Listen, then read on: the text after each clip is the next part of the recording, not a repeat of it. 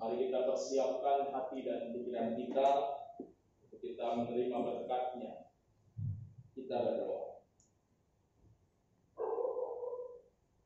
Tuhan Yesus, kami datang kembali menghadap hadirat-Mu pada saat ini. Sebagai umat Tuhan yang telah menerima berkat dan anugerah-Mu, kami datang di dalam rasa syukur kami, mensyukuri setiap berkat-berkat kasih Tuhan yang kami rasakan dalam kehidupan kami, terkhusus sepanjang minggu yang sudah kami lewati. Kami datang bersyukur dalam doa, puji-pujian dan nyanyian, dan kami juga datang dalam kerinduan kami untuk kembali diberkati Tuhan melalui firman-Mu. Karena kami semua menyadari pentingnya firman-Mu dalam kehidupan kami, yang kami imani akan menjadi pelita dan terang bagi langkah kami, untuk kami bisa menjalani hidup kami seturut dengan kehendak-Mu saja. Bukalah hati dan pikiran kami, kuasai semuanya dengan Roh Kudus-Mu ya Tuhan, agar kami mampu untuk mendengarkan, merenungkan, dan melakukan firman Tuhan dalam kehidupan kami. Di dalam nama Tuhan Yesus Kristus yang adalah firman yang hidup, kami berdoa. Amin. Umat Tuhan, kembali saya undang berdiri.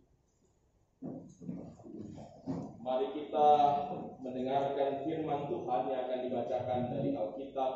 Haleluya.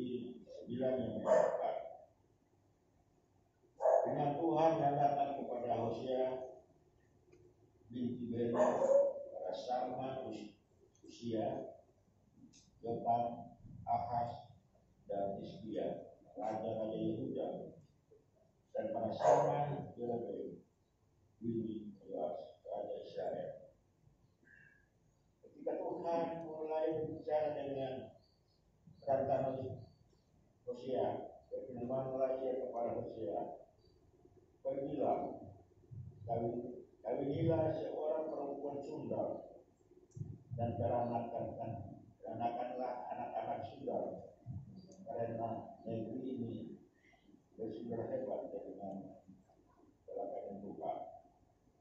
Maka pergilah ia dan mengawini binti Gideon, lalu mengandung perempuan itu dan melahirkan seorang anak laki-laki. Kemudian berfirman Tuhan kepada Hosea, berilah nama Yisrael pada anak itu, sebab sedikit waktu lagi maka aku akan menghukum keluarga yang dengan hutang darah Yisrael, dan aku akan mengakhiri pemerintahan bangsa Israel. Maka pada waktu itu aku akan mematahkan musuh bangsa Israel di lembah Israel. Lalu perempuan ini mengandung lagi dan melahirkan seorang anak perempuan. Bagaimana Tuhan kepada Hosea, berilah nama Ruhama kepada anak itu, sebab aku tidak akan menyayangi lagi kaum Israel, dan sama sekali tidak akan mengampuni mereka. Tapi aku akan menyayangi kaum Yehuda dan menyelamatkan mereka dari Tuhan Allah mereka. Aku akan menyelamatkan mereka dengan panah atau pedang, dengan alat perang atau dengan kuda dan orang-orang berkuda.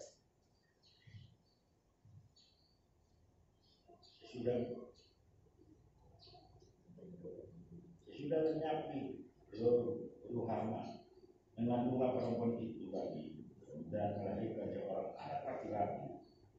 Lalu berkenaan dia, beri nama Ruhami kepada anak itu, sebab kamu ini bukanlah umat, dan aku akan bukanlah alam. Demikianlah pembacaan firman Tuhan. Hendaklah firman Tuhan dengan segala kekayaannya menetap di antara kamu dan ucaplah syukur kepada Allah.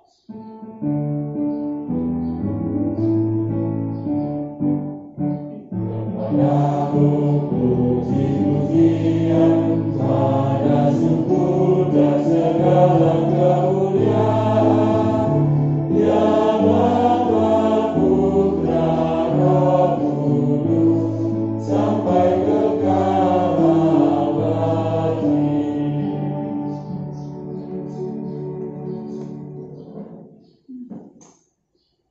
Mengawali renungan ini, saya ingin mengucapkan kepada kita semua selamat Hari Pendidikan Nasional. Bapak Ibu, hari ini adalah tanggal 2 Mei yang juga bertepatan dengan Hari Pendidikan Nasional yang dirayakan oleh seluruh rakyat Indonesia. Kalau kemarin semua juga mengingat Hari Buruh Nasional atau Hari Buruh Internasional. Dan tentu saja pada hari ini kita bersyukur kepada Tuhan boleh kembali hadir bersama-sama dalam keadaan yang sehat, dalam keadaan yang baik, sebagai tanda penyertaan Tuhan bagi kita semua. Dan biarlah kita selalu berdoa agar kesehatan dan penyertaan Tuhan juga selalu kita rasakan hari demi hari. Bapak saudara yang terkasih dalam Tuhan Yesus Kristus, hari ini dalam ibadah hari Minggu tanggal 2 Mei 2021 ini kita akan bersama-sama kembali mendengarkan firman Tuhan, belajar dari firman Tuhan dari sosok seorang nabi yang bernama Hosea yang kemudian dituliskan dalam kitab Hosea. Saya mau mengatakan di awal ini bahwa kitab Hosea ini adalah sebuah kitab yang menimbulkan kontroversi. Artinya bahasa yang lain mengatakan bahwa kitab ini menimbulkan banyak sekali pertanyaan-pertanyaan buat pembacanya. Seorang teolog Indonesia, Pendeta Robert Setio, dalam sebuah tulisannya di jurnal Gema Teologika itu menyampaikan beberapa kontroversi yang terjadi. Yang pertama adalah kontroversi tentang adanya perbedaan penafsiran terhadap kitab ini. Jadi penafsir secara umum memahami bahwa kalau kemudian kita membaca kisah yang diceritakan dalam perikop bacaan kita ini pada khususnya, yang menceritakan tentang perkawinan antara Hosea dan Gomer, para penafsir umum banyak mengatakan bahwa mereka tidak mempersoalkan tentang perkawinan ini, karena mereka memahami bahwa perkawinan ini adalah sebuah simbol, sebuah metafora yang menggambarkan antara relasi Tuhan dengan bangsa Israel. Jadi gambaran hubungan Tuhan dengan orang Israel itu digambarkan dengan perkawinan antara Hosea dan Gomer itu. Gambaran Tuhan dimunculkan dalam sosok seorang Hosea yang digambarkan sebagai sosok yang setia, sosok yang taat, sosok yang baik, sosok seorang nabi yang punya tugas juga menyampaikan kebenaran. Sedangkan di sisi lain, gambaran orang-orang Israel sebagai umat Tuhan itu disimbolkan dari sosok seorang Gomer, istrinya, yang dikatakan sebagai perempuan Sunda. Ini berarti bahwa gambaran bangsa Israel itu dikatakan atau digambarkan sebagai sosok-sosok yang tidak baik, sosok-sosok yang tidak setia, sosok yang tidak taat, sosok yang mau-maunya sendiri, sosok yang selalu berusaha untuk melakukan kejahatan dalam kehidupan.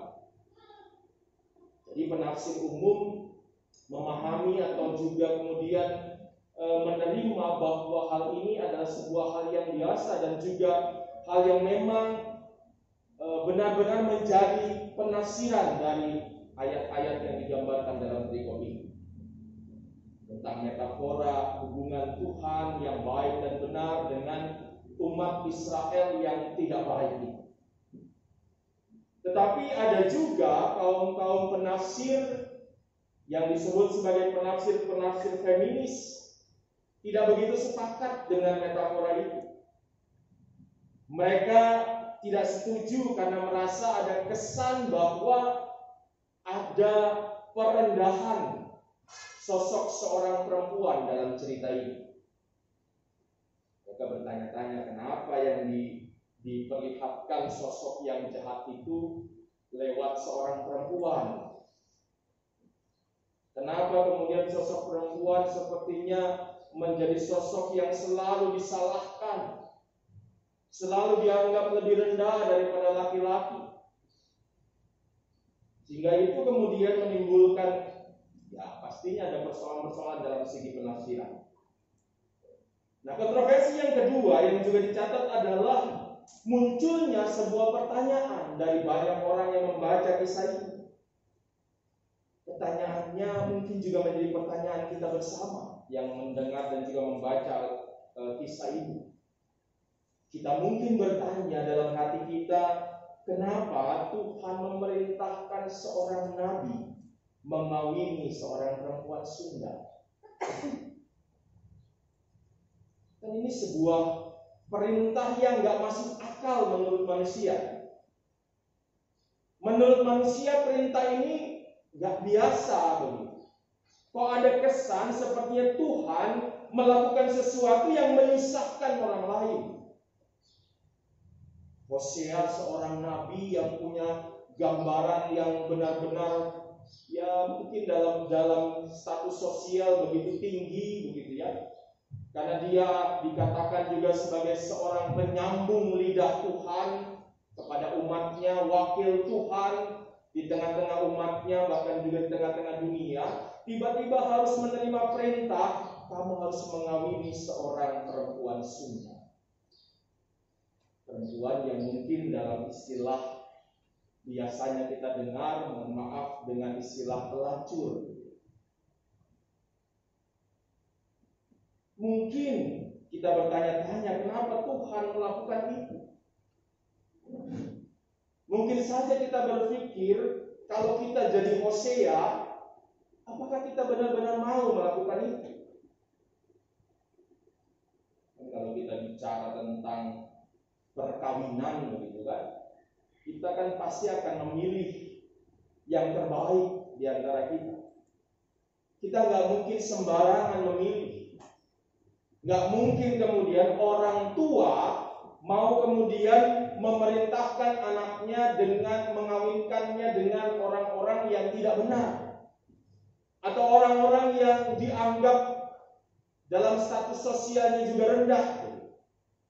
Itu kan biasanya menjadi pikiran kita manusia. Dan kita lihat bagaimana Tuhan melakukan perintah ini.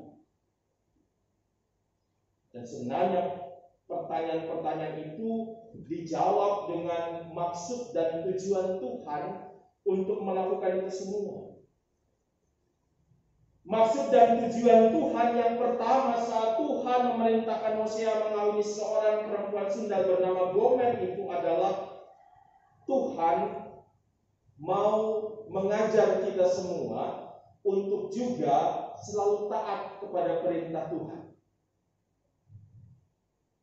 Kita lihat Hosea melakukan perintah itu. Meskipun saya tadi katakan perintah itu nggak masuk akal, perintah itu tidak menyenangkan, perintah itu tidak merupakan bukan hal yang kita idam-idamkan, kita inginkan. Tapi kita juga belajar dalam kehidupan kita, terkadang kita juga menghadapi situasi yang serupa dengan Hosea. Kita menghadapi sebuah perintah Tuhan yang mungkin dalam akal pikiran kita tidak bisa kita terima. Kita belajar Bapak Ibu Saudara. Belajar bagaimana dalam kehidupan kita tetap harus percaya dan juga akhirnya mentaati apapun yang Tuhan perintahkan. Karena kita juga percaya Tuhan nggak pernah perintahkan hal yang buruk. Kalau kita bicara ketaatan yang mungkin digambarkan dalam kisah Hosea, kita juga bisa belajar dari kisah-kisah yang lain dalam Alkitab. Misalnya kita belajar juga dari kisah ketaatan Abraham. Sosok seorang yang diutus Tuhan keluar dari kaumnya, meninggalkan kenyamanannya ke sebuah tempat yang tidak pernah dia ketahui. Tapi dia toh taat kepada Tuhan. Dia ikut maunya Tuhan, bukan maunya dirinya sendiri. Kita juga pernah mendengar dan membaca kisah Yusuf. Saat diperintahkan Tuhan juga mengawini Maria yang sedang mengandung. Maria pun demikian menjadi sosok-sosok yang menunjukkan bahwa mereka tetap taat dan mengikuti apa yang Tuhan perintahkan dalam hidup mereka. Meskipun tadi harus saya kembali katakan, terkadang perintah itu tidak menyenangkan buat kita. Tapi kita selalu diingatkan apapun yang Tuhan perintahkan buat kita adalah hal yang pastinya akan menimbulkan hal yang baik buat diri kita maupun mungkin juga baik bagi banyak orang di sekeliling kita.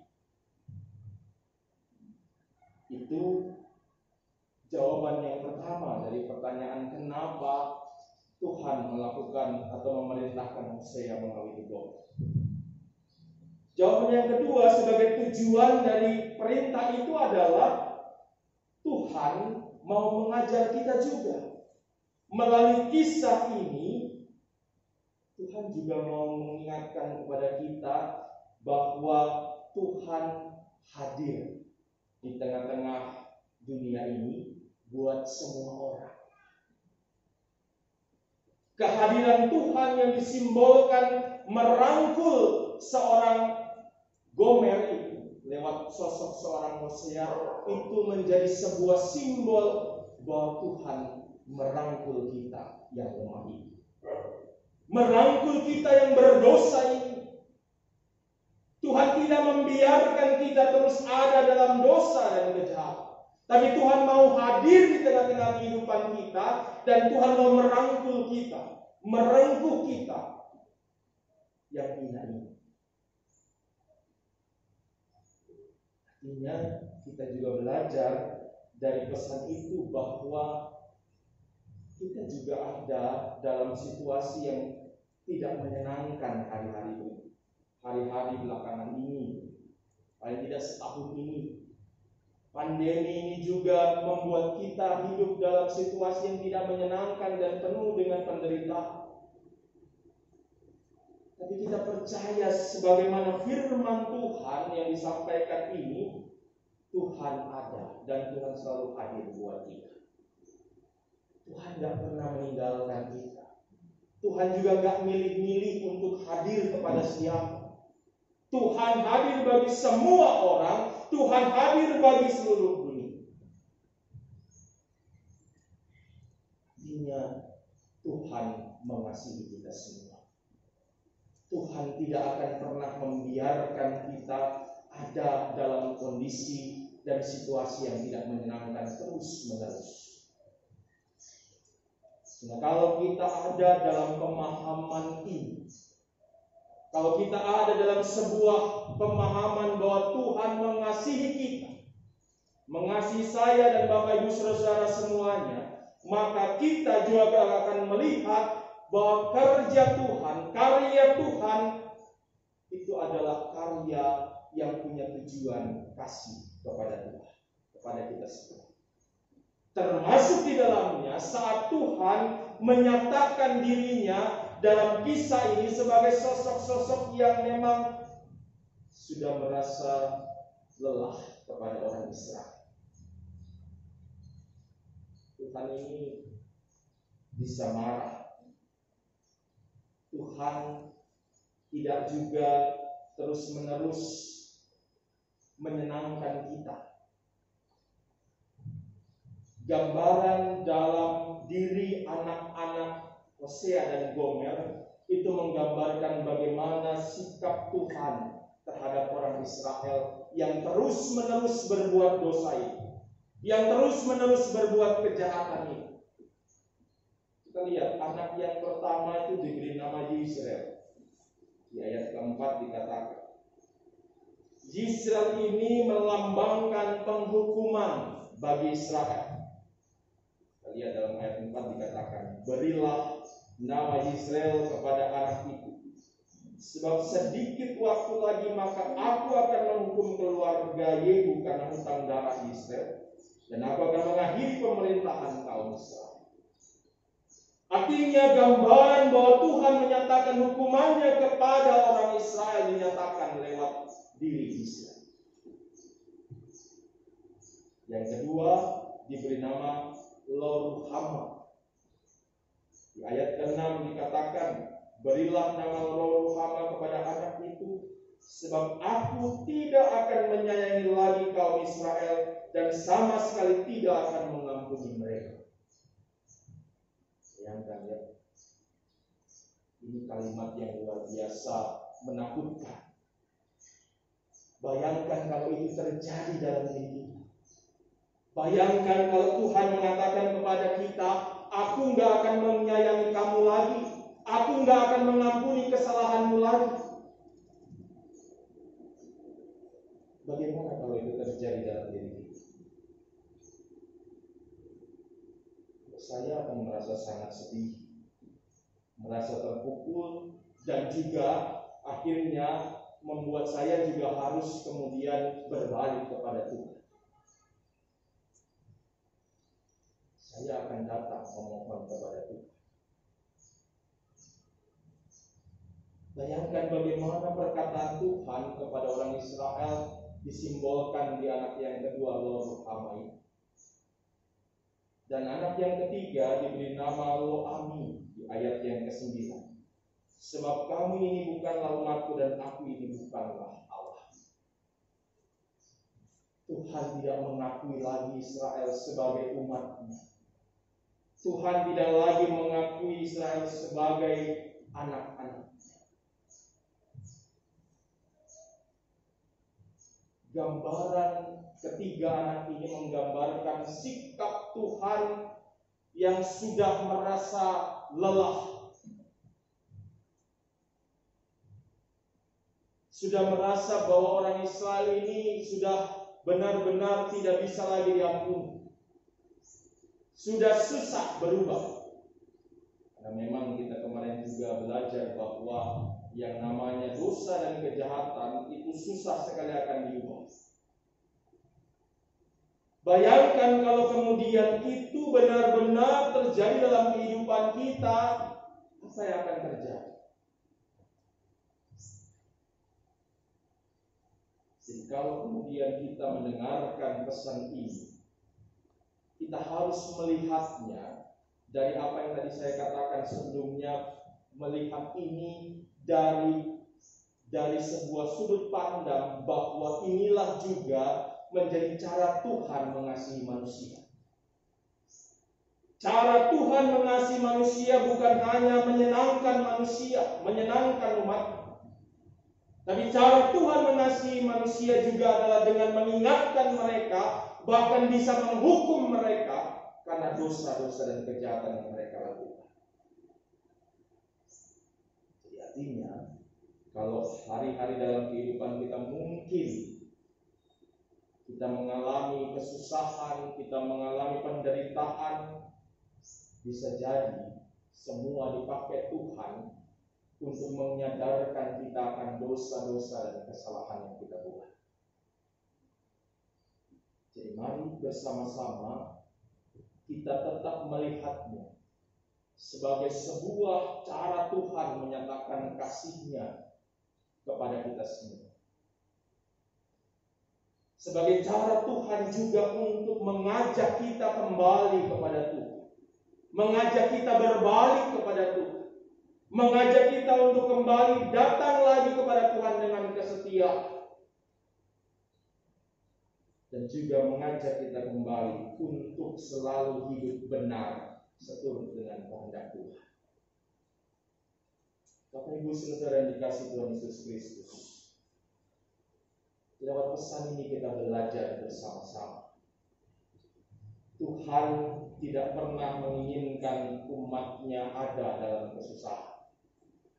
Tetapi dosa dan kejahatan umat-Nya lah yang membuat umat-Nya ada dalam kesusahan dan penderitaan. Dan pesan ini juga buat kita. Artinya bahwa Tuhan gak pernah mau Bapak Ibu Saudara itu menderita. Tidak pernah mau Bapak Ibu Saudara itu susah. Tapi terkadang kejahatan dan dosa kita yang membuat kita ada dalam penderitaan dan kesusahan.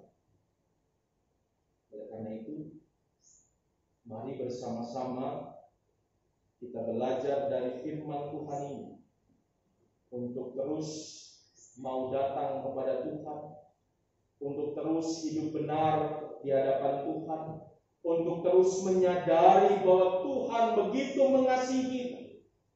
Sehingga sebagai orang-orang yang dikasihi, mari kita juga selalu mengasihi Tuhan dengan segenap hati kita, mengasihi Tuhan dengan segenap jiwa kita, dengan segenap akal budi kita. Kita berikan diri kita, kehidupan kita, keluarga kita untuk kemuliaan nama Tuhan, sehingga kita bisa terhindar dari hukuman-hukuman Tuhan yang mengerikan ini. Tuhan berikan waktu dan kesempatan buat kita. Mari kita datang kepadanya. Kita mohon agar Tuhan kembali mengampuni kita, dan kita kembali mengubah hidup kita menjadi lebih baik seturut dengan kehendak Tuhan saja. Amin.